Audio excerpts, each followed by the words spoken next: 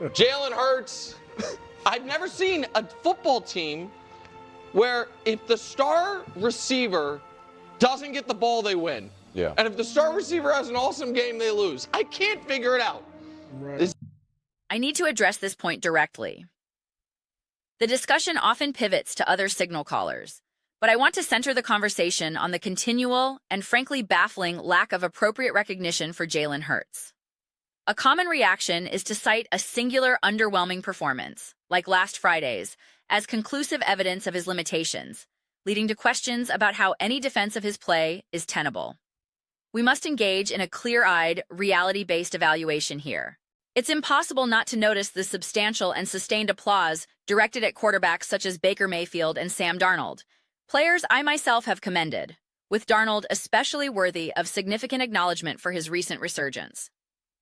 However, this applause creates a dissonance that demands examination. The dominant storyline surrounding the Philadelphia Eagles has been one of a fractured passing game, with fingers pointed at schematic failures, predictable play calling, and general offensive malaise. Yet the burden of responsibility, almost universally, lands at the feet of Jalen Hurts.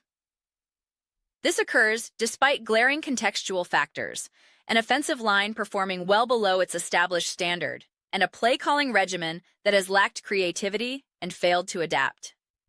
I concur that the offensive product has been erratic and underwhelming.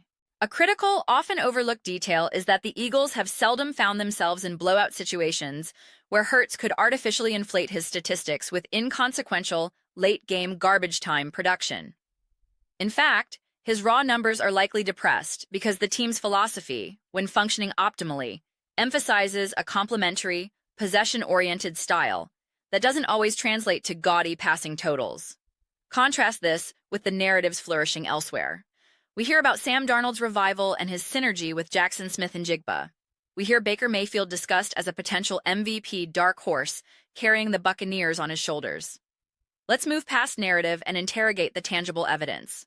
Observe the most fundamental measure of a quarterback's efficiency and ball security: the touchdown-to-interception ratio.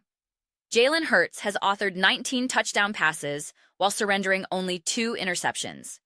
Sam Darnold has also thrown 19 touchdown passes, but has been picked off 10 times. Josh Allen shares that identical 19-to-10 ratio. While Allen's situation in Buffalo is uniquely chaotic, the numerical comparison remains valid. Baker Mayfield's ledger shows 19 touchdowns against 5 interceptions. By this paramount metric, the direct exchange of points for possessions, Hurts operates in a distinctly superior stratum. The retort often involves secondary metrics, completion percentage or cumulative passing yardage.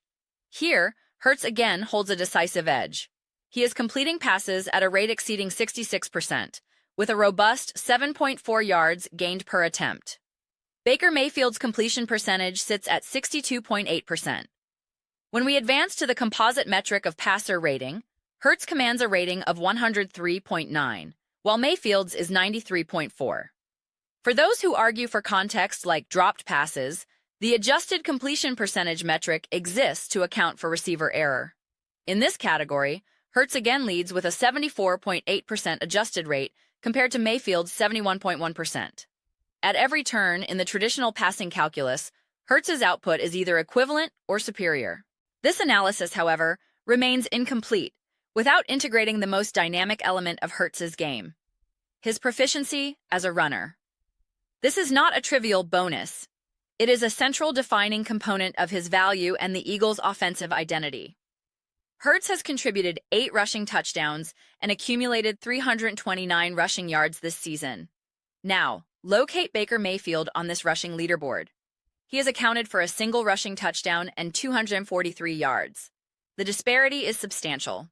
Jalen Hurts is generating more offensive production with his mobility than Mayfield, and he is doing so while operating behind an offensive line that provides less consistent protection and with a traditional running game that has failed to establish a reliable week-to-week foundation. The cognitive dissonance reaches its peak when we isolate specific game performances.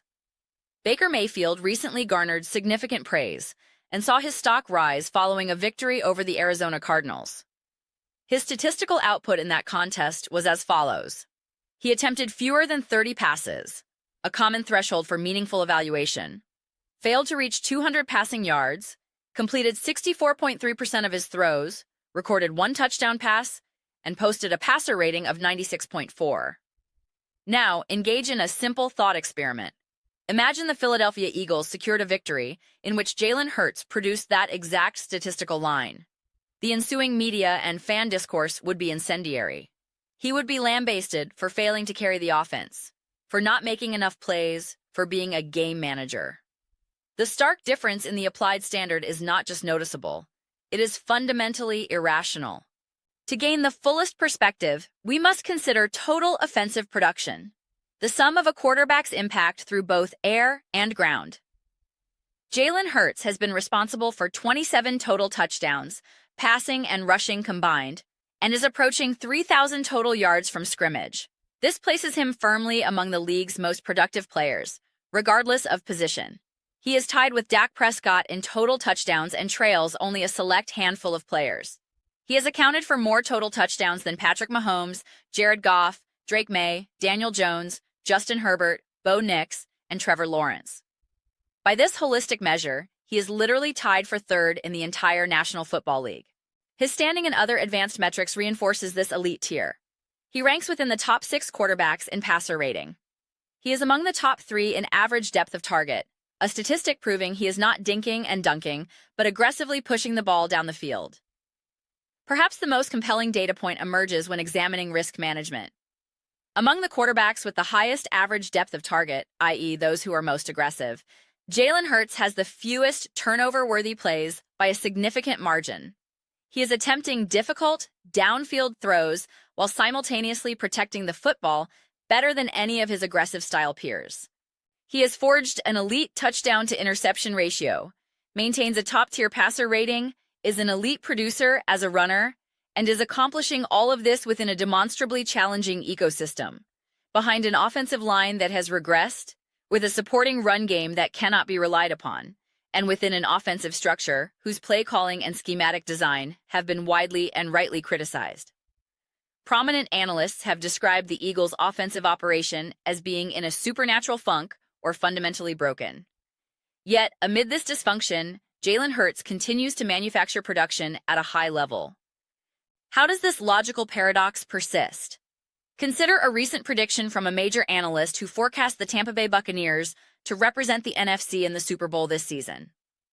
When that prediction inevitably falters, the reflexive justification is, what more could Baker Mayfield possibly do? Look at the injuries around him. This is a reasonable application of context. Why then is this same contextual empathy almost entirely absent from the discussion surrounding Jalen Hurts? Where's the chorus of voices stating, what realistic expectations do you have for Jalen Hurts? His offensive line is underperforming, his run game is inconsistent, and the play calling from the sideline is objectively poor. He is operating in a difficult environment. If the consensus is that Baker Mayfield is performing admirably within his constraints, then the inescapable conclusion is that Jalen Hurts is doing the same. And the objective statistical record indicates he is doing it at a higher level. Previous analyses have further highlighted that Hurts' pass-catching core, when compared to elite units featuring players like CeeDee Lamb, George Pickens, Puka Nacua, or Devontae Adams, consistently faces tighter coverage, gains less separation, and is forced to make a higher percentage of contested catches. His receivers are not routinely creating massive, schemed-up windows. They are often winning difficult one-on-one battles. The degree of difficulty on his completions is systematically higher. The entire situation has transcended mere debate and entered the realm of the absurd. There are currently 2 quarterbacks, and a strong case can be made for a third, in this league whose weekly contributions are not being met with the credit they have empirically earned. Jalen Hurts is, without a single doubt, foremost among them. But these reflections and data-driven conclusions represent my personal perspective. I would be profoundly interested to hear your own. What is your assessment of Jalen Hurts and his rightful standing among the league's quarterbacks, given the totality of circumstances? Please share your considered viewpoints in the comment section below. I diligently read every single comment posted, so whether you find yourself in full agreement with my position or stand in complete opposition, I value your input. Let's use this as a catalyst for meaningful, detailed discussions. Let's engage in passionate, evidence-backed debates. But at the foundation of it all, let's ensure we derive enjoyment from the shared experience of analyzing this great sport. Please consider subscribing to the channel. We are actively fostering a thoughtful and engaging community here, and I would be absolutely delighted to welcome you as a participant.